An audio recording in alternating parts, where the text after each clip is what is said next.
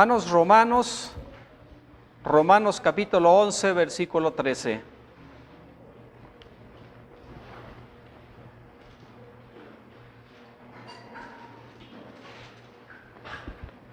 Romanos capítulo 11, versículo 13.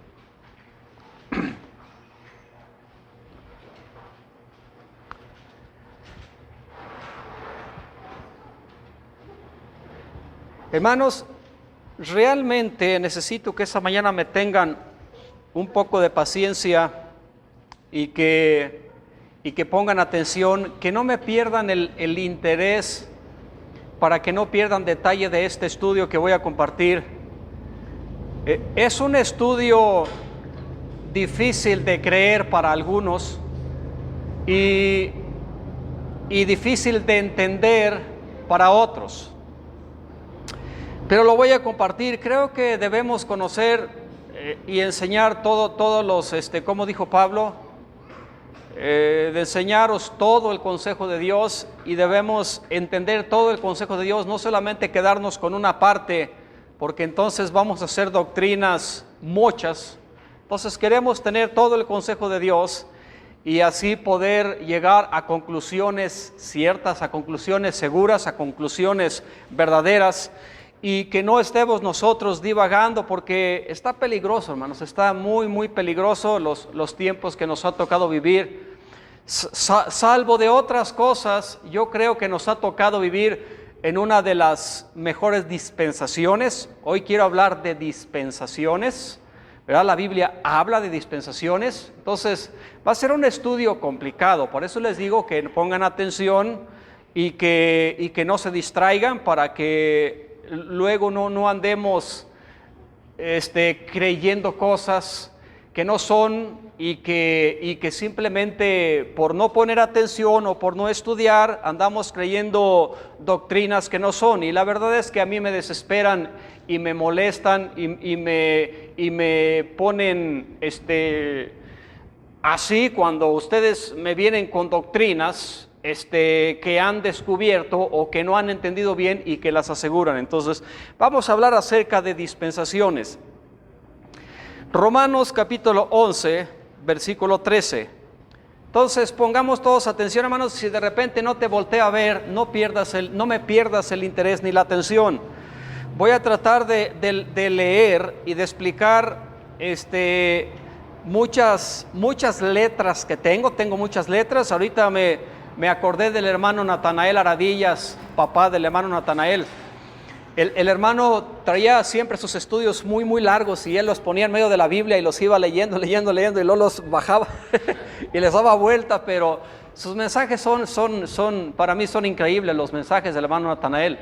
Dice el hermano Memo que no hay otro hermano más sabio y que sepa más cosas que el hermano Natanael. Entonces, pues para que alguien diga eso, para que Memo diga eso del hermano, no quiere decir que Memo es... Pero bueno, creo que Memo es mejor y más sabio que algunos de nosotros, entonces él sabe algo. Romanos 11, versículo 13. Dice la Biblia: porque a vosotros hablo, gentiles, por cuanto pues yo soy apóstol de los gentiles, mi ministerio honro. ¿A quién estaba ministrando Pablo? Pablo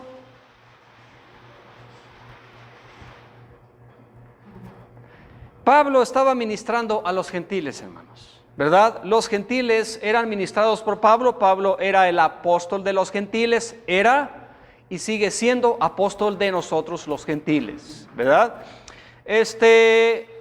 Sin embargo, en nuestros días, muchos cristianos abiertamente, y aún de nuestras iglesias, se niegan a reconocer la autoridad de Pablo sobre las iglesias de los gentiles, porque déjeme que le diga que hoy en día mayormente las iglesias son de gentiles, ¿verdad? Hay muy pocos judíos en las iglesias, hay muy pocos creyentes.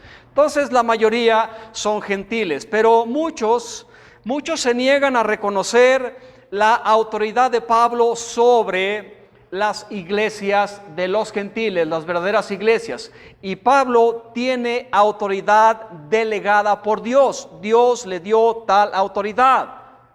¿Quién le dio la autoridad? Vamos a hablar de mí, hermanos. Ejemplo tonto. ¿Quién le dio a mí la autoridad de esta iglesia? ¿Verdad?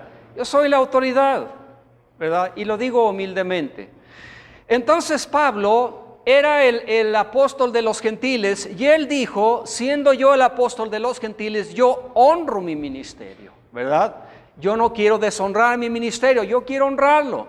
Igual cada uno de nosotros debería de estar haciendo lo suficiente para honrar y no deshonrar su ministerio y la profesión que tiene. Pero bueno, ese no es el tema. Siendo Pablo el apóstol de los gentiles, a él deberíamos de continuamente recurrir para preguntarle, para estudiar con él lo que él opina o lo que él piensa, ¿verdad? Tú primeramente, para cualquier duda, para cualquier cuestión, ¿a quién deberías de recurrir? Obviamente al pastor, en este caso a mí, ¿verdad? Hablando de cuestiones de la iglesia, ¿verdad? Si tú vas a buscar ayuda en otros lugares, en otras iglesias, porque el pastor de la iglesia no te cae bien, pues estamos mal, porque Dios lo puso y no para darnos gusto, no porque me cae bien, Dios lo puso. Entonces nosotros debemos recurrir a la autoridad que Dios puso en la iglesia. Pablo dice que él es el apóstol de los gentiles, pero entonces, ¿por qué algunos, en vez de recurrir a Pablo, a los escritos de Pablo, buscan revelaciones en otros lugares donde no deben buscar? ¿Verdad? Muchos andan buscando revelación y luz para aclarar sus doctrinas o para comprobar sus doctrinas en revelaciones o en pasajes o en libros o mayormente en el Antiguo Testamento. Y yo voy a aclarar ahora muchas cosas del Antiguo Testamento, ¿verdad? Yo voy a aclarar muchas cosas del Antiguo Testamento para que no andemos con esas incertidumbres, porque algunos de nosotros todavía estamos confusos acerca de estas cosas. Algunos cristianos retroceden mayormente a la dispensación de la ley, al periodo de tantas reglas y de tanta rigidez. ¿Por qué en vez de ir a Pablo, que es el apóstol de los gentiles, al que Dios nos dejó y Él nos lo puso para aclarar nuestras dudas y nuestras incertidumbres, por qué muchos recurren a viejas dispensaciones, a periodos antiguos, a periodos del pasado? Yo no sé si ustedes habían pensado lo que es una dispensación, pero dispensaciones están en la Biblia. O la Biblia no solamente las llama dispensaciones, la Biblia los llama misterios. La Biblia de los testigos de Jehová dirá secreto, pero leer esto en sus Biblias es para carcajearte de risa. En esta palabra, la Biblia no habla de secretos, la Biblia habla de misterios, habla de dispensaciones. Entonces, ¿por qué los cristianos, en vez de ir a Pablo, al que Dios puso como nuestro líder, como nuestra autoridad? Hermanos, cuando yo tenía a Memo en esta iglesia, yo iba a él, yo acudía a él, porque Dios lo había puesto en esta iglesia para resolver mis dudas y para ser pastor de esta iglesia. ¿Por qué ir al pasado? ¿Por qué volvernos a otras dispensaciones del pasado en donde Dios obró de una forma diferente, en la cual ahora ya no obra en nuestros días? Y ahorita lo vamos a ver eso. Jesucristo dijo, hermanos, que no es bueno voltear al pasado. No es bueno poner la mano al arado y voltear para atrás. No es bueno voltear al pasado, voltear a ver el pasado, haya sido bueno o haya sido malo, no es bueno voltear para atrás. Pero entonces, ¿por qué nosotros, en vez de poner nuestros ojos en el Evangelio de Pablo, en la revelación del Evangelio dulce de Pablo, por qué volteamos a un tiempo tan rudo y con tanta rigidez, tan difícil, un tiempo en el cual dijeron las columnas de la iglesia en Jerusalén, Jacobo, Pedro y Juan, Cefas, que eran las columnas, eran de veras toros ellos, hermanos, eran toros. Eran verdaderos hermanos, no eran ratas como yo, eran verdaderamente toros. Y sin embargo ellos en una conferencia, ellos dijeron: mire, hermanos judíos, nosotros como judíos no podemos imponerle a los gentiles leyes, yugos que ni siquiera nosotros hemos podido llevar. Sí, les vamos a decir a los gentiles que no coman ahogado, que no coman esto. ¿Por qué razón? Porque Moisés en cada sinagoga los sábados le están predicando. Entonces, no ofendas a los judíos comiendo estas cosas. Pero dijeron los toros de Jerusalén, estos pastores, que era un yugo, volver al pasado, volver a aquel tiempo rígido. Dice que nosotros no hemos podido cumplirlo, y menos a los gentiles. O sea, no vamos a imponerles a ellos. Bueno, ¿por qué a algunos les gusta, hermanos? Es como una atracción, hermanos. Es como es una atracción increíble, ¿verdad? No sé por qué nos gusta tanto volver al pasado. En la vida actual, hermano, a nadie le gustaría ir de más a menos. ¿A ti te gustaría ir de más a menos? ¿No? ¿Te gustaría bajarte de tu Lamborghini para subirte en un carro viejo, un Datsun o un Suro? ¿Te gustaría eso? ¿Te gustaría a ti, después de tener un puesto ejecutivo como el que tuvo Peña Nieto o los presidentes, te gustaría después de tener ese puesto ejecutivo, bajarte a un nivel tan bajo en un puesto tan sencillo y tan humilde? Y no estoy despreciando, hermano, ningún puesto, el que sea, el que tú tengas, pero estoy hablando que sería como muy, ¿cómo le diríamos? O sea, sería, ¿cómo dijiste, Saúl? Sería vergonzoso y desgraciado. O sea, que después de ser un ejecutivo, o después de vivir yo en la mejor colonia de Aguascalientes, me vaya a vivir a la peor colonia, que es periodistas, ¿verdad? O sea, a nadie nos gusta ir de más a menos. Sería ilógico. Entonces, hermanos, ¿por qué nos gusta voltear al pasado, a aquellos tiempos, a aquellos días en donde Dios obró de una manera, y la cual ahora en esta dispensación del presente, Dios ya no obra como en aquellos tiempos? Y ahorita vamos a ver algunas cosas de ellas. Gálatas 5:4. No, ya pueden olvidarlo. Ya vimos que Pablo es el apóstol de los gentiles. Vamos a ver Gálatas capítulo 5, versículo 4.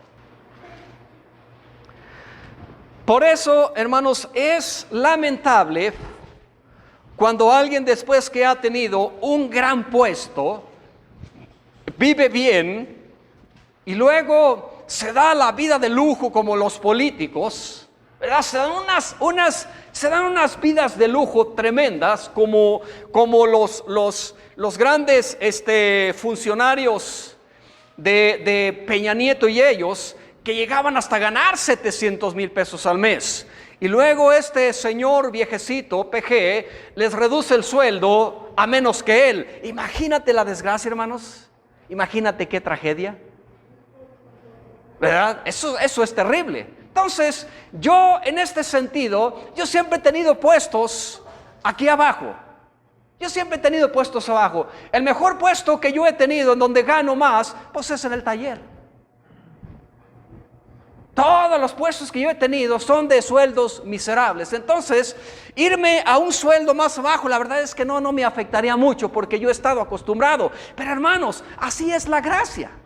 La gracia es muy arriba. Mientras volverse al Antiguo Testamento, al antiguo régimen, volverse a una antigua dispensación, es sencillamente caerse de la gracia. Miren lo que dice Gálatas 5:4. ¿Qué dice?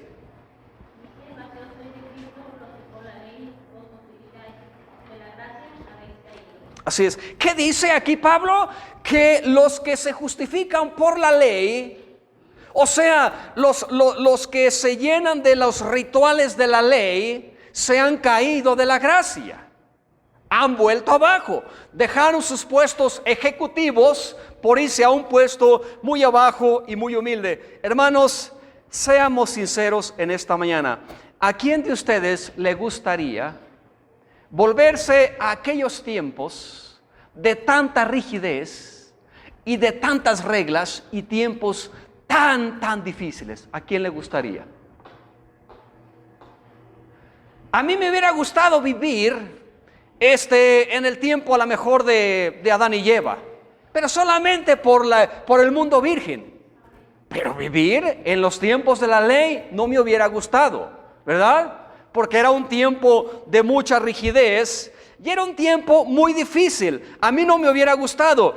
¿Les gustaría a ustedes vivir en aquellos tiempos, hermanos? En aquel tiempo en donde si el varón tenía una leve sospecha acerca de su esposa, si ésta le estaba poniendo el cuerno, ¿sabe qué hacía? No, la llevaban con el sacerdote porque este varón le vino un espíritu de celo y llevaba a su mujer allí del brazo, o a lo mejor la llevaba del pescuezo diciendo: oye mujer, tú me engañaste, vente, vamos con el sacerdote. Y el sacerdote hacía una pócima, una preparativa de aguas amargas y se la daba a la mujer. Dice en Números, luego lo busca, Números 5:18. Esta mujer bebía estas aguas amargas. ¿Y por qué? Porque el esposo tenía una ligera sospecha de que su esposa le había sido infiel. Entonces la llevaba con el sacerdote. A lo mejor la esposa no sabía nada, pero ahí la lleva. Y entonces el sacerdote preparaba la pócima, se la daba a su mujer. Si no pasaba nada, falsa alarma. Pero por lo pronto la mujer ya fue en algún sentido degradada. Hermanos, ¿les gustaría esos tiempos? Y si era cierto que la mujer había sido infiel a su marido, ¿qué le pasaba? ¿Ya lo leyeron? Cuando la mujer bebía las aguas amargas, dice que su vientre se le hinchaba y el muslo se le caía. Esto era una maldición. Las aguas amargas traían maldición. Estas cosas, hermanos, estas leyes, estas reglas, yo no las quiero hoy en día. Porque cuántas veces tu mujer casada o tu hombre casado has sentido, a lo mejor de repente el diablo te engaña y te dice que tu esposa te fue infiel. Imagínate que viviéramos en aquel periodo. Pobre de nuestras mujeres, ¿no? ¿Les gustaría vivir aquel periodo, hermano? Esas cosas que vamos a estar leyendo pertenecen a aquella dispensación, aquel tiempo antiguo. Pero ¿por qué nos gusta o quisiéramos volver allá? ¿Les gustaría a ustedes aquel periodo en donde los hijos rebeldes, aquella dispensación en donde los hijos rebeldes, borrachos y glotones, eran apedreados, eran muertos? ¿Todavía ustedes quieren ir a aquellos tiempos, hermanos? ¿Les gustaría todavía aquel tiempo, aquella dispensación, cuando una persona, cuando pecaba por hierro voluntariamente, tenía que traer a fuerza al sacerdote? ¿Qué traía por su pecado? ¿Qué traía? ¿Qué traía? Hermanos, allí vienen todos los días, todas las mañanas, allí vienen los infractores, allí vienen los pecadores, con sus animales, con sus palomos, con sus borregos, todo. Hermanos, qué vida tan tediosa, qué vida tan cansada. Y esto era so pena de muerte. Si no cumples, si no vives bajo las reglas de esta dispensación, no estás exonerado. Aún los asesinos, los que mataban a una persona por hierro sin tener enemistad, ¿qué hacían? Huían a la ciudad de refugio, pero tenía que correrle, porque si no alcanzaba a llegar y el pariente del muerto lo alcanzaba y lo mataba. ¿Les gustaría vivir en esos tiempos, hermanos? No, yo no. A mí me ha tocado vivir el mejor periodo de la gracia, la mejor dispensación de la gracia, el tiempo de los gentiles. Yo no tengo que hacer estas cosas. Yo no tengo que cumplir estas cosas. ¿Les gustaría a ustedes vivir en aquellos tiempos en donde era ojo por ojo, diente por diente, pie por pie? En donde había tantas reglas, en donde si un señor tenía un buey y luego este buey acornaba al buey del vecino, ¿verdad? Y luego mataban al buey y se lo repartían, o mataban al dueño porque sabían que el buey era corneador y no había hecho nada. ¿Les gustaría el tiempo de tantas reglas, hermanos? Si no podemos con las reglas del gobierno y nos saltan tantos impuestos y tantas leyes, vamos a poder con reglas religiosas que fueron dadas a Israel. Israel tenía sus reglas o sus leyes civiles y religiosas, ¿verdad? ¿Les gustaría esos tiempos, hermanos? Entonces, ¿por qué volteamos continuamente al pasado y extraemos algunas cosas? Ahora, yo quiero decirles, hermanos, que no todas las cosas que pertenecen a la antigua dispensación o a la dispensación del pasado están obsoletas, y es lo que quiero aclarar, ¿verdad? No todas están obsoletas, pero por ejemplo estas que estamos leyendo sí, ya no aplican, ¿verdad? Pero hay otras cosas que sí aplican y otras no. ¿Les gustaría a ustedes, hermanos? Aquí es la cuestión del sábado, lo cual mi esposa tiene muchas incertidumbres. Cuestión del sábado, ¿verdad? ¿Qué hay del sábado? ¿Saben cómo tenía que observarse el sábado en el Antiguo Testamento?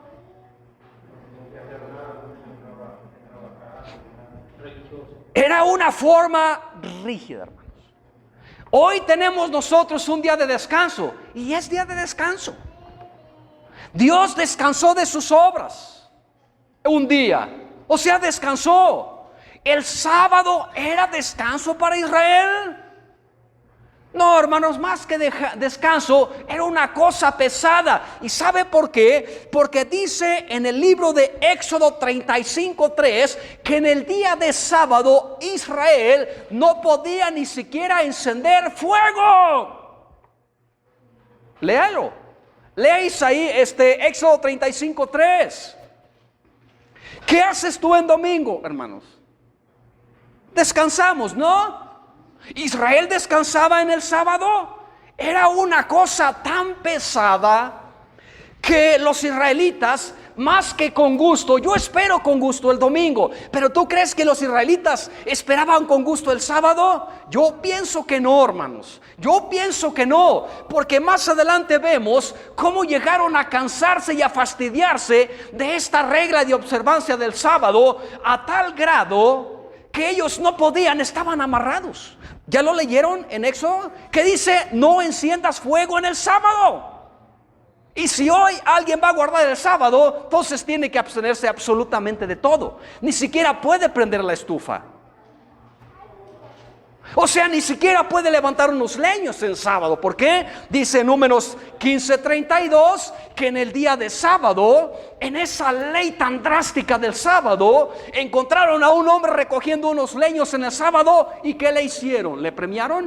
No, lo apedrearon. Lo apedrearon. Entonces, si ven la rigidez con la cual Dios estaba obrando en aquella dispensación, hermano. Ahora no. Ahora nosotros quebrantamos los sábados. ¿Y qué nos pasa? No nos pasa nada. Y si alguien de veras va a guardar estas cosas, debe de hacerlo fielmente al pie de la letra. No debe encender ni siquiera fuego. Los israelitas, en el día del viernes, ellos levantaban doble maná. ¿Para qué? Para el sábado no hacer nada. ¿Por qué fueron llevados cautivos las tribus de Israel a Babilonia? Por quebrantar el sábado. Hermanos, Dios ya no me castiga hoy día así, de esa manera, como a los israelitas, porque las reglas y la ley para ellos era literal. Lo haces bien Dios te premia. Lo haces mal, Dios te castiga. Así era, así funcionaban aquellas reglas. Entonces, hermanos, no creo que les haya gustado a ustedes vivir en aquel periodo. ¿Les hubiera gustado en el periodo en donde David, a causa de su adulterio, Dios le mató a su hijo? Era el tiempo de la ley, hermanos. La ley exigía su muerte. Era el tiempo de la ley. La ley exigía su muerte. ¿Les hubiera gustado en ese periodo de David, en donde él asesinó, o Dios estaba obrando bajo su gobierno? Hermanos, entendamos, Dios estaba obrando bajo su gobierno, y él, por medio de la espada de David, sometió a tantas naciones paganas. Tal vez si tú hubieras vivido en aquel entonces, también te hubieras sometido. ¿Les hubiera gustado, hermanos? Sería bueno extraer esas porciones de la Biblia y ponerlas, o tratarlas de hacer valer en los tiempos de la iglesia. ¿Sería bueno? ¿Sería bueno jalar aquellas cosas para los tiempos actuales de la iglesia? ¿Verdad que no, hermanos? ¿Que no tiene lógica? En el Antiguo Testamento había que matar a las gentes. En el Nuevo Testamento no se nos manda matar a las gentes, se nos manda amar a los enemigos y ponerles la mejilla. ¿Sí ves la diferencia? Dice David que Dios le sometió las naciones debajo de sus pies. ¿Nosotros esperamos eso con nosotros? No, hermanos, son otras reglas, porque era otra dispensación. Sencillamente, bueno, quiero leer. No quiere decir, hermano, que yo estoy despreciando las enseñanzas del Antiguo Testamento, ¿verdad? Porque cuando hablamos de Antiguo Testamento, hermano Emanuel, cuando nosotros hablamos que el Antiguo Testamento ya no tiene validez para nosotros, ¿a qué nos estamos refiriendo? Y es lo que yo quiero aclarar, ¿verdad?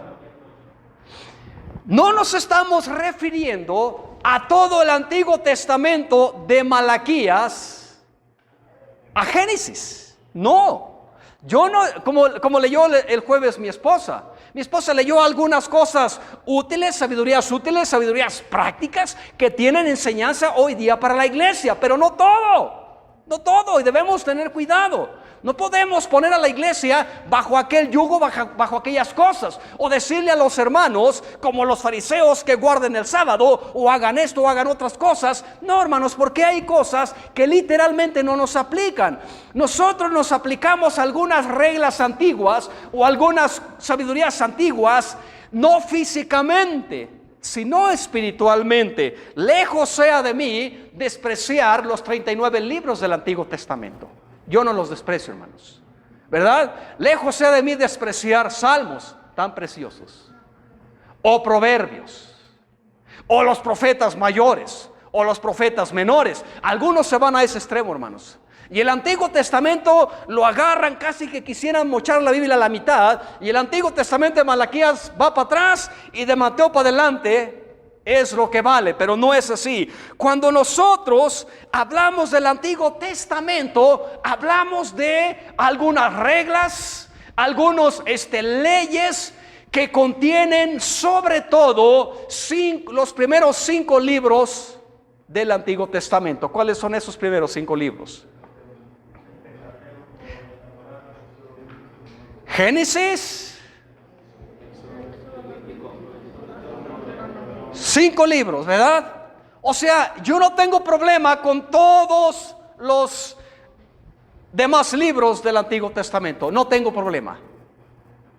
Pero hay algunos detalles en esos libros, y yo quiero referirme más en especial aún al Antiguo Testamento, no a 39 libros. Me quiero referir más específicamente, no a 39 libros, sino a un pacto, a un testamento. ¿Y cuál es ese pacto o ese testamento? Es el pacto o el testamento dado por mano de Moisés en el monte Sinaí, más específicamente a 10 mandamientos, ¿verdad? Y luego aquí surgen las incógnitas con mi esposa a veces. ¿Ya no estamos entonces bajo la ley? No, estamos bajo la gracia. Pero entonces, los 10 mandamientos, hermanos, ¿ya quedaron obsoletos? No, no están obsoletos. Los autores del Nuevo Testamento extraen de aquella dispensación algunas cosas aplicables todavía. Por ejemplo, ¿cuáles? Dijo Pablo que el primer mandamiento con promesa, que es parte de los 10 mandamientos, ¿cuál es, hermana Esther? ¿Verdad? Entonces no están obsoletos. Aunque ese pacto de Sinaí fue quebrantado, ¿verdad? Los israelitas no lo cumplieron. Y desde los profetas se anunció el quebrantamiento de ese pacto. Y en sustitución viene otro pacto, si lo sabían, ¿verdad, hermanos? Pero nos referimos específicamente a un pacto o a un testamento. ¿Cuál testamento? ¿Cuál pacto? El testamento de Moisés, las 10 palabras dadas en el monte Sinaí. Miren lo que dice 2 Corintios 3. 2 de Corintios, capítulo 3, versículo 7. Y no crean que estoy balconeando a mi esposa, hermanos, pero mi esposa sí estudia muchas cosas, entonces anda ahí tratando de acomodar las cosas. ¿Qué dice ahí 2 de Corintios 3, 7? Y si el ministerio de muerte en la ley fue grabado en piedras, fue con gloria, tanto que los hijos de Israel no pudiesen poner los ojos en la faz de Moisés a causa de la gloria de su rostro, lo cual había de perecer. Hasta ahí nada más. Hermanos, ustedes después pueden leer 2 Corintios capítulo 3, y eso se está refiriendo al Antiguo Testamento. ¿A los libros? No, al pacto con Moisés. Dice ahí que ese pacto fue quebrantado, que era temporal. ¿Saben lo que significaba el velo en la cara de Moisés y su rostro que resplandecía? Y luego se quitaba el velo y se iba ese brillo. ¿Saben qué simbolizaba? La gloria del testamento en aquella dispensación y su apagamiento, ¿verdad? El rostro de Moisés resplandece, habla de la gloria de aquel pacto, porque fue glorioso, dado por disposición de ángeles, pero era temporal, se acabó, se terminó. Y dice Pablo aquí que era un ministerio de condenación, porque la letra mata. Se anunciaba otro testamento que fue instituido por nuestro Señor Jesucristo una noche antes de su muerte y que entró en vigor un día después de su muerte. Un nuevo testamento que da por viejo al primero. ¿Vamos, hermano? Pero entonces volvemos. ¿Ya no tiene validez o es obsoleto el testamento o el pacto con Moisés? Vuelvo a preguntar. No, hermanos, porque dijo Pablo que si la justicia fuera verdaderamente por la ley, ¿cómo dice la Biblia? No, se me fue el avión. Bueno, dijo Pablo que la ley, nuestro ayo, fue para llevarnos a Cristo. ¿Podemos ahora entonces pecar? Porque no estamos bajo la ley, sino bajo la gracia. No, hermanos, ¿cuál es el trabajo de la ley? Mostrar nuestro pecado, ¿verdad? Entonces, dijo Pablo, ¿entonces deshacemos la ley? No, antes establecemos la ley. Pero, hermanos, a mí, si yo quebranto la ley, a mí no me matan, y eso es la diferencia. Los israelitas sí. Si ellos la quebrantaban, a ellos los mataban, a mí no. O sea, ve la grande diferencia. O sea, dijo Pablo, yo no conociera la concupiscencia si la ley no dijera, no codiciarás. Entonces la ley todavía es una forma en la cual Dios me hace ver que estoy mal. Entonces la ley en ese sentido todavía tiene valor, ¿verdad? Pero hay ciertas cosas del Antiguo Testamento que ya no aplican y que no tienen valor, como el sábado, por ejemplo. Extrajeron los mandamientos del Antiguo Testamento, pero solamente faltó uno. ¿Cuál faltó? El sábado. El sábado. ¿Ustedes creen que fue olvido? ¿O fue hecho adrede? Fue adrede, hermanos. Fue adrede. ¿Verdad? Por eso no lo trajeron del Antiguo Testamento. Hermanos, párense un segundo. ¿Verdad? Porque les veo su cara a algunos y me van a molestar. Vamos a cantar un himno. Amén. Estudio. Dijo Pablo que si la ley dada pudiera vivificar, la justicia fuera verdaderamente por la ley. Pero las exigencias de la ley son muy altas y nosotros débiles, hermanos, ¿verdad? Quiero leer. Así que las enseñanzas de Jesucristo. ¿Alguien le abrió la llave? ¿Alguien puede cerrarle, por favor, hermanos? Porque me...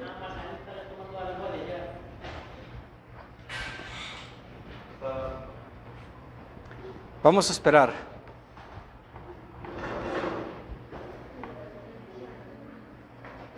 Y me es importante, hermanos, que entendamos este estudio de dispensaciones, porque entendiendo este estudio, si somos sinceros, vamos a aclarar algunas cosas. Ahora, si no somos sinceros, vas a seguir igual de terco, sencillamente, ¿verdad? Aún con las pruebas en la cara, vas a seguir diciendo, no, entonces yo voy a creer lo que yo pienso, ¿verdad? Como una señora aquí de la México que le decíamos, no, la Biblia dice que no debe tener imágenes. No, mi Biblia no dice. Ahí dice en su Biblia, a ver, y la sacó y, pues no me interesa lo que diga. Pues entonces cállese, ¿verdad? O sea, ¿para qué estás diciendo que crees algo si no es cierto? Entonces, quiero leer.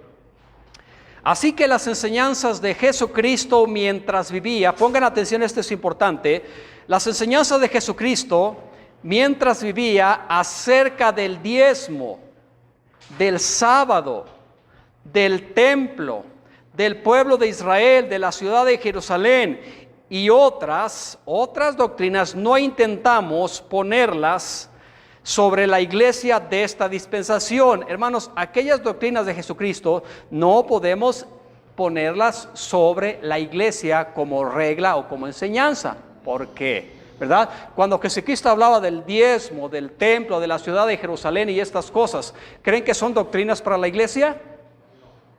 Pero vienen de Cristo. No, hermanos, no son para nosotros. No son para nosotros. Piensa cuando Cristo nació, todavía estaban cumpliendo las cosas de la ley. María, la madre de Jesús, todavía fue al sacerdote llevando sus palominos, ¿no? En tiempos de Cristo.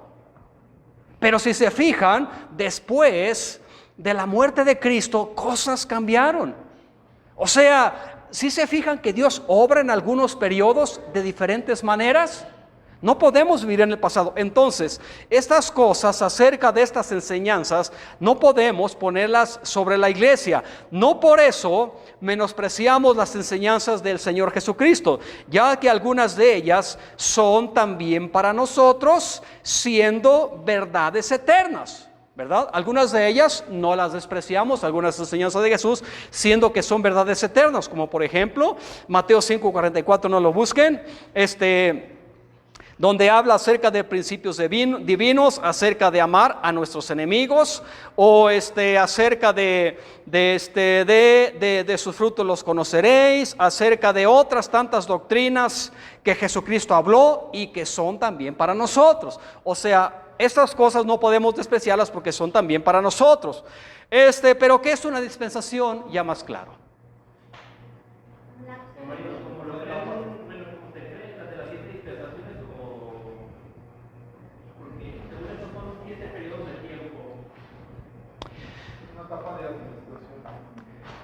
Bueno, algunos dividen el tiempo en dispensaciones en 7 etapas y tienen alguna razón, ¿verdad?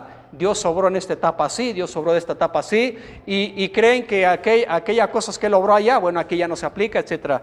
No estoy muy seguro, pero bueno, la Biblia dice lo que es una dispensación. Una dispensación es un periodo de tiempo en los cuales hay repartimientos especiales de Dios. En los cuales hay repartimientos especiales de Dios. 2 versículos, Efesios 1:10. Efesios 1:10 y Colosenses 1:25 al 27. ¿Qué dice? Colosenses 1:10. Ajá. Dice, para que andéis como es digno del Señor, agradándole todo. No, primero perdón, Johnny, Efesios 1:10. Efesios dice, de reunir todas las cosas en Cristo, en la dispensación del cumplimiento de los tiempos, así las que están en los cielos como las que están en la tierra. Aquí habla de una dispensación, ¿no, hermanos? Habla de una dispensación. Colosenses 1:25 al 27.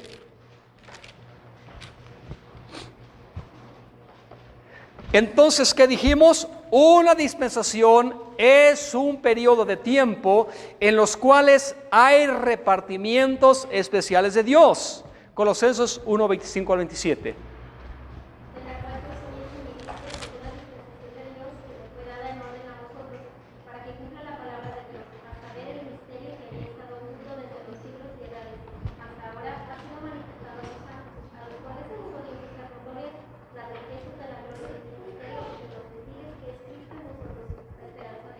Este misterio, hermanos, esta dispensación, ¿de qué trata? Ya era el tiempo de los gentiles. Era el tiempo de los gentiles, la dispensación de los gentiles, ¿verdad? Fue un misterio en esta dispensación en donde los gentiles fueron incluidos a la gracia también, a la salvación. Aquí Pablo habla de una dispensación, ¿verdad? Entonces, una dispensación es un periodo de tiempo en los cuales hay repartimientos especiales de Dios, como en este ejemplo donde Pablo dice que él recibió este misterio y que el misterio es que los gentiles sean salvos y que sean incluidos en el mismo cuerpo de Jesucristo, salvos por la misma gracia. Quiero leer. La ley de Moisés parecía a los israelitas ser desde el principio y hasta el fin, ¿verdad? Ellos pensaban que la ley de Moisés era desde el principio y hasta el fin. Sin embargo, Pablo recalca lo que es más que obvio. Había un periodo antes de Moisés. ¿Qué había antes de Moisés? No había ley. Entonces, Romanos 5:13. Romanos 5:13. Romanos 5:13. Los judíos pensaban, hermanos, que la ley era para siempre. Y sin embargo, Pablo aclara en Romanos 5:13 algo que era más que evidente, que hubo un periodo antes de Moisés en que no había ley. Entonces, si no hay ley, hermana Lilia, ¿cómo juzgaban a los hombres? ¿Qué dice allí?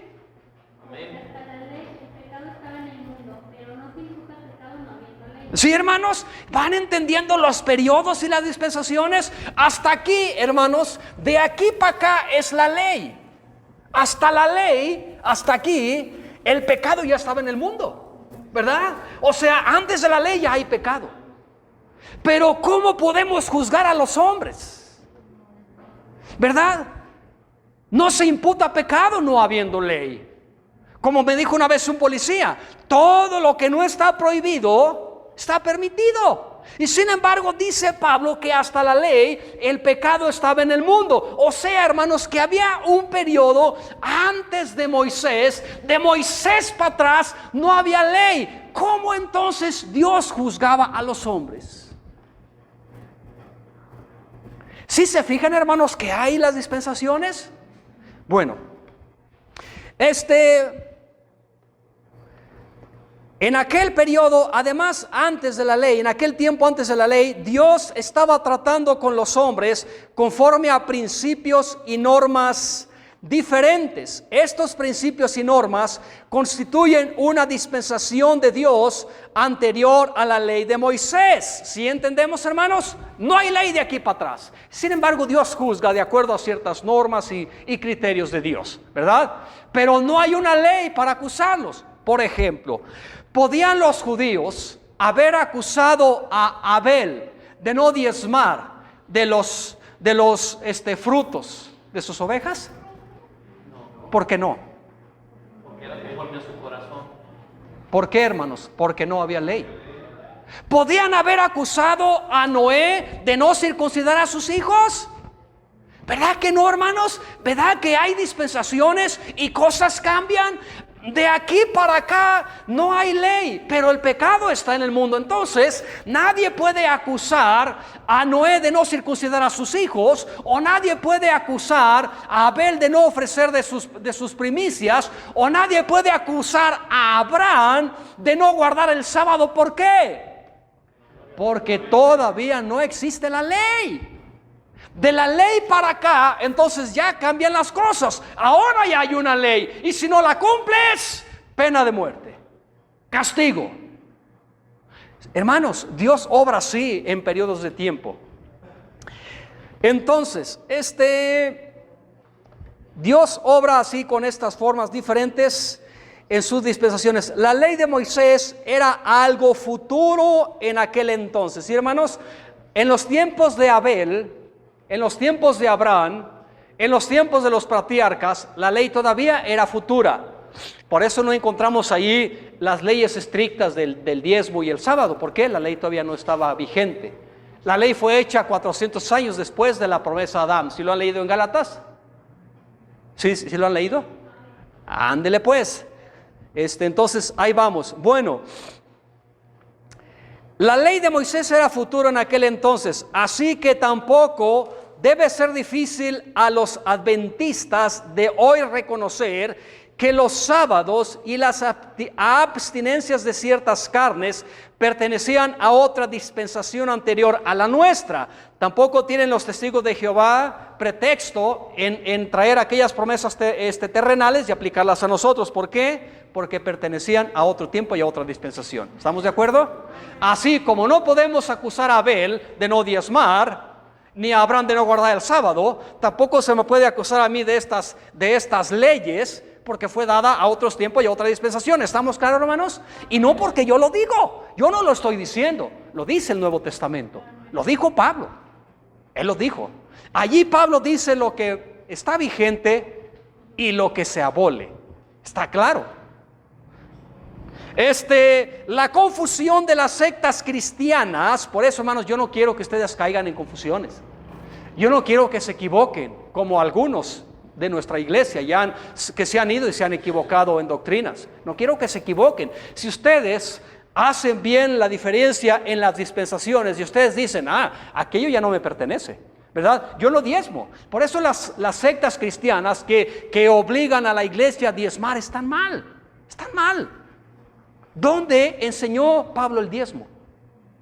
¿O dónde enseñó el Nuevo Testamento el diezmo? Dicen, sí, Jesucristo lo enseñó. Sí, mi estimado, pero Jesucristo habló del diezmo y la circuncisión y del templo y de Jerusalén, porque Jesucristo no estaba ministrando a la iglesia. ¿A quién ministraba Jesucristo? Jesucristo ministraba a la circuncisión, ministraba a Israel. ¿No, hermanos? ¿No ministraba Jesucristo a Israel? Por eso eran sus doctrinas así, del Antiguo Testamento. Por eso Él le dijo a los leprosos, vayan a los sacerdotes y ofrece por tu presente lo que mandó Moisés para testimonio a ellos. Nosotros no estamos bajo estas reglas. Nosotros no diezmamos, no guardamos el sábado. Porque no hay en el Nuevo Testamento. Hay mandamientos de la antigua dispensación que ya se abolieron. Unos se abolieron y otros no. Y si tú quieres saber los que se abolieron, lee el Nuevo Testamento. Obviamente en el Antiguo Testamento hay algunos mandamientos prácticos y buenos, ¿verdad? Hay algunos que tú los lees y dices, qué aburridos, ¿no? Por ejemplo, Dios le decía a Israel, a los judíos, mira, si tú vas por el camino y te encuentras un nido de pájaros, ¿verdad? Llévate los huevos o yo no ni recuerdo. ¿Sí lo recuerdan? ¿Sí lo recuerdan? O sea, hermanos, ¿vamos a imponerle a la iglesia este tipo de reglas? ¿O imponerles que no usen pantalón o ropas así? Eso de que no sembrarás tu tierra de varias semillas, eso es antiguamente. ¿No? Nosotros en el rancho sembramos maíz y frijol juntos y calabazas. ¿Y sabes qué? Dios nunca me castigó, pero los judíos sí. Los judíos no podían poner una yunta con un buey y con un burro, ¿verdad? En el rancho ya casi me andaba anunciando a mí con un burro. Hermanos, ¿por qué? Porque no estamos bajo aquellas reglas y aquellos criterios. No estamos bajo aquellas reglas y aquellos criterios. Hay leyes y sabidurías buenas, prácticas y útiles, como las que leímos: amar a nuestros enemigos, hazles bien, si te pide por 1 milla, ve con el 2, el esposo les será quitado, en aquellos días ayunarán, y esas cosas son sabidurías útiles y prácticas, pero hay otras cosas que no. ¿Sí entendemos? Entonces, ¿cuál es la confusión de las sectas? Cristianas hoy en día? La mayoría de sus malas doctrinas de estas sectas cristianas es acerca de sus confusión acerca de las dispensaciones. Cualquier lector sincero, al leer toda la Biblia una vez, reconoce la diferencia aguda entre el Antiguo Testamento y el Nuevo. El Antiguo Testamento habla de una sola nación. ¿Cuál nación? Israel, ¿verdad? Y el Nuevo Testamento, ¿de quién habla? De los gentiles. El Antiguo Testamento habla de una sola nación. ¿De cuál nación es esa, Abelina? De Israel. Todo Israel, hermanos. Habla solamente de Israel. Y el Nuevo Testamento habla de los gentiles. El Antiguo Testamento impone ceremonias y ritos como circuncisión y otras cosas que el Nuevo Testamento abole. ¿Estamos de acuerdo? El Antiguo Testamento habla de pactos entre Dios e Israel, incluyendo sus cumplimientos y sus quebrantamientos, mientras que el Nuevo habla de un nuevo pacto que es más que un pacto, que es también un testamento. ¿Sí, hermanos? Que es también un testamento, incluyendo dádivas sin condiciones y promesas cumplidas ya a personas que no teníamos nada que ver y no teníamos derecho en estas cosas. Estas diferencias no indican que el Antiguo Testamento era una falsa religión, porque Jesucristo mismo lo aprobó y los apóstoles también lo aprobaron, ¿verdad?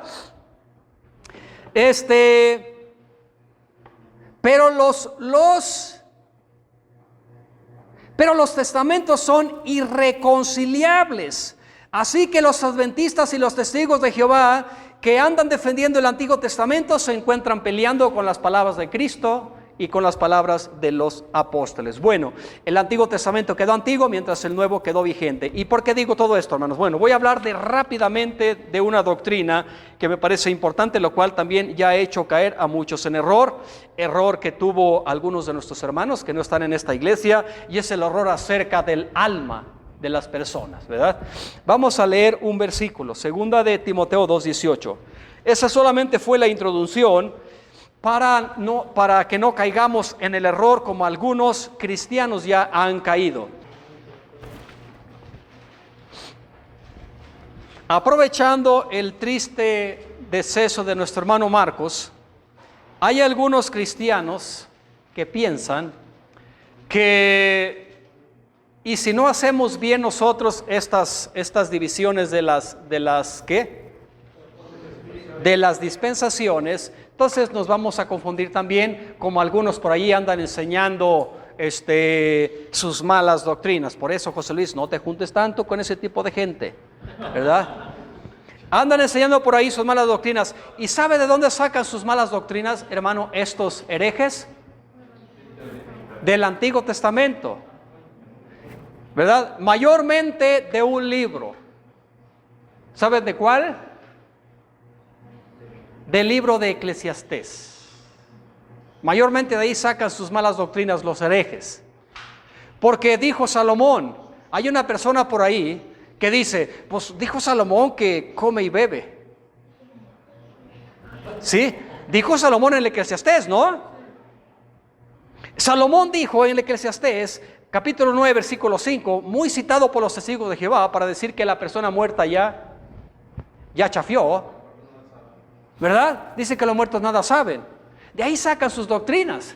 Y hay por ahí algunos ingratos que han salido de nosotros, como dijo Pablo, que han mandado guardar la ley a los cuales no mandamos. Estos ingratos que han salido de con nosotros andan diciendo que una persona muere y que su alma también duerme, ¿verdad? ¿Dónde quedó el cuerpo del hermano Marcos? En el panteón del Cóbano. No hay duda, ¿verdad? ¿Dónde está su alma, hermano Pepe Luis? En el cielo, en el primer cielo. Está en el cielo. No, está en el tercero, Pepe Luis. Está en el tercero. No hay duda, ¿verdad? No hay duda. Hermanas, no hay duda, ¿verdad? ¿Dónde quedó el cuerpo del hermano Marcos? En el panteón. En el panteón. ¿Y dónde está su alma? En el cielo. No hay duda, ¿verdad? Pero en la Biblia dice que hay algunos ingratos, léanlo 2 Timoteo 2:18, porque ellos no acomodan las cosas como las dispensaciones se nos dice. ¿Qué dice 2:18? Que se han descaminado de la verdad diciendo que la resurrección es ya hecha y trastornan la fe de algunos. ¿Quiénes eran estos hombres, hermanos? Estas personas eran personas de la iglesia. ¿Y qué andaban enseñando por allí, Panchito? O sea, estuvieron aquí en la iglesia y luego salieron de la iglesia como que se pusieron muy, muy sabios ellos y muy listos y andaban diciendo que la resurrección era ya hecha. Está bien, quédate con tu doctrina. Pero dice aquí que lo peor es que trastornan la fe de algunos. Ese es el problema. Por eso yo quiero advertirles, hermanos. No escuches a cualquiera porque habla bonito, ¿verdad? Prefiere a uno que habla así tosco y rudo, pero que habla la verdad, a uno que habla mensajes tan adornados y tan bonitos. Oh, que nos trae el universo aquí uy, ¿verdad?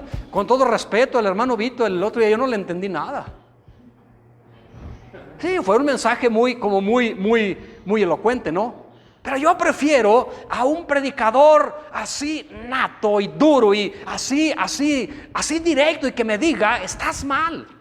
Y que le digan a los inconversos, eres un pecador y te vas a ir al infierno, te vas a condenar. Así como es Ramiro, ¿verdad? Ve las iglesias de Ramiro, ve cómo Dios lo usa. ¿Por qué? Dios usa gente así, Dios no usa sabios.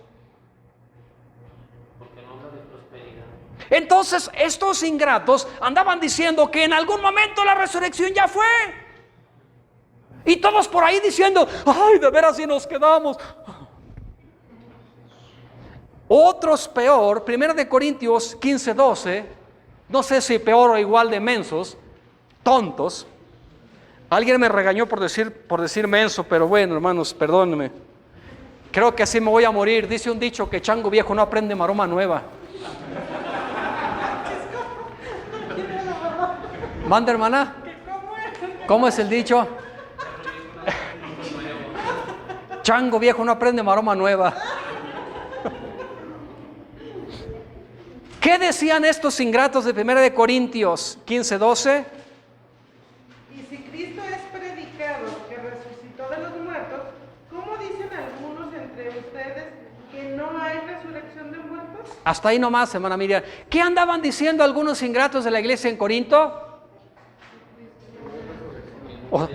O sea, aquellos decían, hermano, que la resurrección ya había pasado. Y estos otros de Corinto, hermanos cristianos, dijo Pablo, de entre ustedes, ellos decían que no había resurrección. ¿Sí ven, hermanos, los errores garrafales entre los cristianos? Por eso cuando yo escucho las doctrinas acerca de algunos hermanos, yo escucho cómo el hermano Paco Cuellar defiende tan a chaleco las doctrinas de la ley, yo digo, pues debería de estudiar bien, para que realmente me diga qué cosas puedo y qué cosas no. ¿Verdad? O sea, no son los 39 libros que yo desecho. Al contrario, lo que yo tengo cuidado es en explicar acerca del Antiguo Testamento o el pacto, que es el pacto de Moisés. Esto es otra cosa, ¿verdad? Entonces, estos decían que no había resurrección, ¿verdad? Y que Cristo no resucitó. Pero en 1 Corintios 15:23...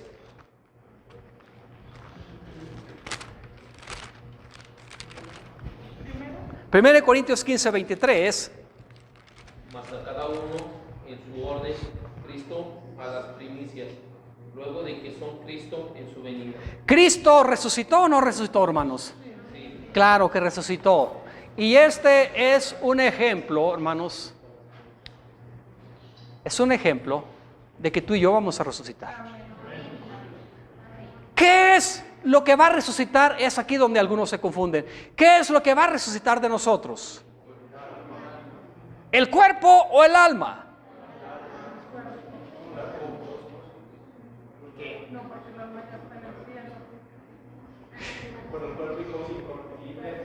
Cuando Cristo murió, ¿dónde estaba su alma? ¿Estaba descansando? ¿Estaba dormida?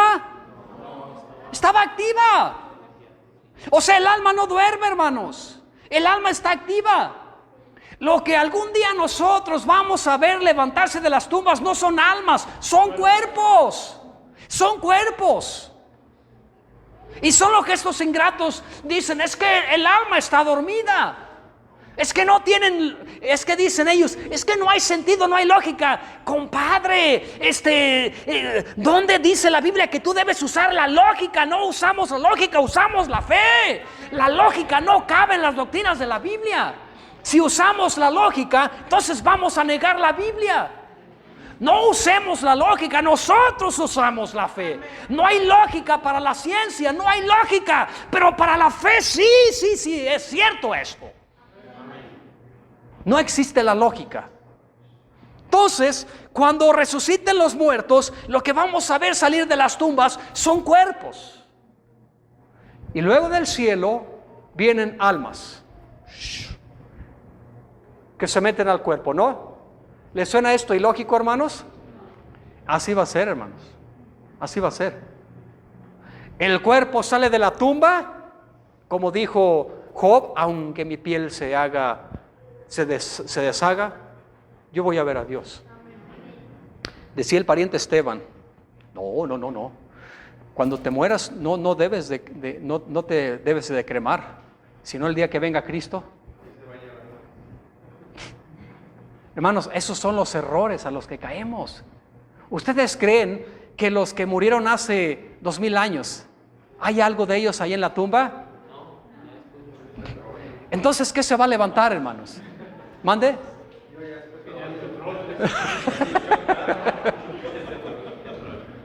Entonces, ¿qué se va a levantar de la tumba, hermanos? Hermanos, es que Dios conoce nuestros cuerpos, ¿verdad? Como dijo Pablo en 1 Corintios 15, oye, no seas necio, ¿verdad? Pues no va a salir lo mismo que se sembraste, va a salir un grano acaso de trigo o de otra siembra, pero será idéntico, ¿no? O sea, en el cielo, hermano, tú vas a tener la misma cara fea que tienes aquí.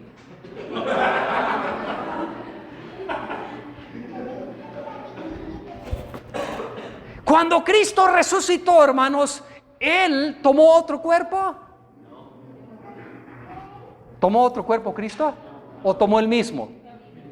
Entonces, eso nos enseña, hermanos, que nosotros después de muertos en la resurrección vamos a tomar el mismo cuerpo que está en la tumba. Dicen algunos usando la lógica, pero ¿qué va a salir de la tumba? No sé, algo va a salir, porque la Biblia dice que hay resurrección de muertos, de justos e injustos, ¿verdad? Lo cual también ellos esperan. Y que algún día a la final trompeta y los sepulcros se abrirán y etcétera, etcétera. ¿Qué va a levantarse de las tumbas? Cuerpos, hermanos, ¿verdad? Glorificados, diferentes. Entonces el alma no está dormida, el que duerme y descansa es el cuerpo. En Juan 20, 26 al 27, mira lo que dice allí. Ya vamos a terminar así, hermanos, Entonces, por eso cuando los adventistas vengan a decirte que el alma duerme, diles, sácate a bañar por allá, ¿verdad? Lo que duerme es el cuerpo, no el alma, ¿verdad? ¿No han leído en Apocalipsis 6, hermano, donde dice que había almas que clamaban? ¿Sí lo han leído? Las almas clamaban, ¿no? ¿Qué es el alma? El alma es la personalidad de la persona, o sea, nuestra verdadera personalidad está adentro y es lo que sale y es lo que está en el cielo. Cuando el rico murió, ¿dónde quedó su cuerpo? En la tumba, ¿verdad? Y su alma se fue inmediatamente al infierno. Entonces, ¿qué dice allí? Juan 20, 26 y 27. Y 8 días después estaban otra vez sus discípulos dentro y con ellos Tomás. Vino Jesús, las puertas cerradas, y púsose en medio y dijo, paz a vosotros. Luego dice a Tomás, mete tu dedo aquí y ve mis manos, y alarga acá tu mano y métela en mi costado, y no seas incrédulo, sino fiel. ¿Sí ven, hermanos, que Cristo tenía el mismo cuerpo? El mismo cuerpo tenía. Y nosotros vamos a tener el mismo cuerpo, hermanos. En la resurrección de Cristo nos muestra y nos enseña que nuestro cuerpo va a salir y que vamos a tener el mismo cuerpo, solamente que un cuerpo glorificado y ya poderoso. Las puertas estaban cerradas con los discípulos porque tenían miedo de los judíos y Cristo se metió sin necesidad de la puerta estar abierta, pero tenía el mismo cuerpo. Les dijo, mira, les dice Tomás, ¿me querías ver? Aquí estoy, ¿verdad? Mira, ¿sí ves? Aquí está mi cuerpo. O sea, Cristo tiene el mismo cuerpo, hermanos. Enseñándolos que en la resurrección vamos a tener el mismo cuerpo, ¿verdad? Ya no sujeto a las debilidades, Panchito. Ya no vas a estar cansado, Panchito, ¿verdad? Ya no vamos a andar ahí con hambre, aunque Cristo sí comió después, ¿verdad? Pero no quiere decir que lo necesitaba. Hermanos, hay tantas cosas que ignoramos, pero limitémonos a lo que dice la Biblia. Bueno, Daniel 12:2. Este y otro versículo y terminamos. Daniel 12:2. ¿Qué es lo que vamos algún día ver salir de los sepulcros, hermana Lía? ¿Qué es lo que algún día vamos a ver salir de los sepulcros? ¿El alma de los sepulcros? Bueno, el cuerpo se queda. El cuerpo se va a quedar ahí en la tumba. En la tumba. Lo que vamos a ver nosotros salir de la tumba e ir volando al cielo a recibir al Señor en el aire, va a ser cuerpos, hermanos. No cabe duda, ¿verdad? No cabe ninguna duda. ¿Qué dice en Daniel 12:2? Dice que muchos de los que duermen en el polvo, está hablando de resurrección, hermano. Resurrección es que resucitan. Muchos duermen en el polvo. ¿Qué duermen en polvo, Elizabeth? ¿Qué es lo que está dormido en el polvo y lo que se va a levantar? Cuerpos. Dicen algunas personas, pero ¿cómo va a ser esto? Muy sencillo, Dios lo va a hacer. Y hay un versículo, hermanos, para aclarar esto. Dios lo va a hacer. Cuerpos saliendo de acá y almas viniendo de allá y se meten a sus cuerpos. Así va a ser. Así va a ser la resurrección, hermanos. Y hay un versículo, el único versículo en la Biblia. ¿Saben dónde está? ¿Qué habla de esto? No. Es el único evangelio que lo menciona. Ese versículo. Y nos aclara que cuando a una persona se le sale el alma, muere. Pero si el alma regresa, vuelve a vivir, ¿no? ¿No, hermanos? ¿No dice en el Antiguo Testamento que aconteció que al salírsele el alma, pues murió? Pero luego tenemos otro muerto que dice que se fue el alma y luego resucitó. Quiere decir que el alma vino para darle vida. Entonces, el alma del cielo o del infierno tiene que salir para darle vida al cuerpo que quedó en la tumba, ¿no? ¿Cuál es el versículo?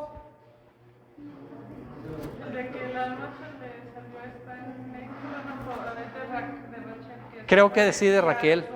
Porque dice, y su alma salió y pues murió. O sea, el alma sale de una persona y muere. Pero si el alma regresa, vuelve a vivir, ¿no? Mateo 27:52. Mateo 27:52. Así va a ser la resurrección, hermanos. Mateo 27:52. ¿Sí ven cómo Dios nos deja siempre versículos para que no andemos ahí especulando, hermanos? ¿Qué dice? Mateo 27:52. Dice, y abrieronse los sepulcros, y muchos cuerpos de santos que habían dormido se levantaron.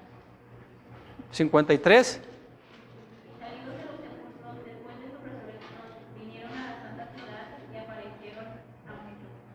Sin duda, hermanos, dice que estos cuerpos de santos que habían dormido estaban muertos, ¿verdad? Santos del Antiguo Testamento aquí resucitaron, pero recibieron una nueva alma. Nosotros creemos por las doctrinas de la Biblia que es su alma que vino de algún lugar, del seno de Abraham, y que otra vez se metió a su cuerpo y vivieron, ¿no? Porque dice que vivieron. Esos muertos salieron y vivieron. Obviamente tuvieron que recibir un alma. Obviamente su alma de ellos, ¿no? No vamos a recibir otra alma, sino la que tenemos, ¿Estamos de acuerdo, hermanos? Entonces vivimos, ¿por qué? Porque tenemos un alma.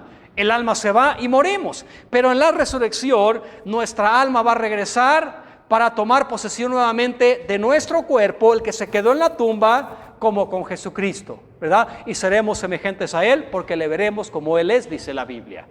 Entonces, hermanos, los que están ahorita en el cielo, algún día vendrán sus almas y se juntarán con sus cuerpos. ¿Sí, hermanos? ¿Creen que esto es una doctrina hereje? No. Así será, hermanos. Así es. Aquí dice la Biblia que los cuerpos que habían dormido de estos santos se levantaron. Obviamente recibieron un alma. Y no un alma de alguien, su alma, la que tenían antes, y vivieron nuevamente. Bueno, hermanos, volverse al Antiguo Testamento o a la antigua dispensación es lo que dijo el Señor Jesucristo. Echar un remiendo, ¿en qué dice? Y dijo Jesucristo que no podemos unir dos cosas así, ¿verdad? Un paño viejo en un vestido nuevo, ¿no? No podemos hacer eso, y eso es lo que están haciendo muchos, tratando de aplicar cosas de allá para acá, poniendo remiendos de parches en cosas donde no deben. Eso es lo que trata con cuestiones acerca de la antigua dispensación. Hermanos, bueno, pues hasta ahí le vamos a dejar. Lean ustedes de las dispensaciones, y si ustedes están determinados a no creerlo, pues ni modo, ¿verdad? Van a ser herejes. Pero yo espero que lo crean, porque así está en la Biblia. ¿Sí, hermana?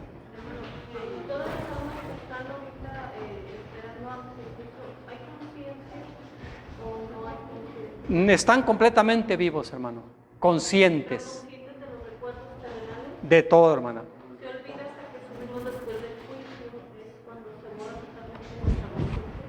Yo no sé de nosotros los cristianos, hermana, pero pues se supone que no vamos a tener ya los recuerdos que nos atormentan. Ya no tenemos nosotros gusanos de la conciencia. Los malos sí, porque en Lucas 16 dice que el rico en el infierno se acordó de sus hermanos en la tierra y dijo que alguien les predique, ¿verdad? Jesucristo dijo en Marcos 9 que el gusano de ellos no muere. Su gusano está hablando de sus remordimientos que nunca se les van a quitar. Ellos van a sufrir por siempre. Les va a remorder la conciencia en el infierno. De hecho, ahorita están atormentados en el infierno lamentándose por todas las oportunidades que perdieron, por no haber sido salvos. Pero nosotros en el cielo no, hermana. Nosotros no sufrimos ya.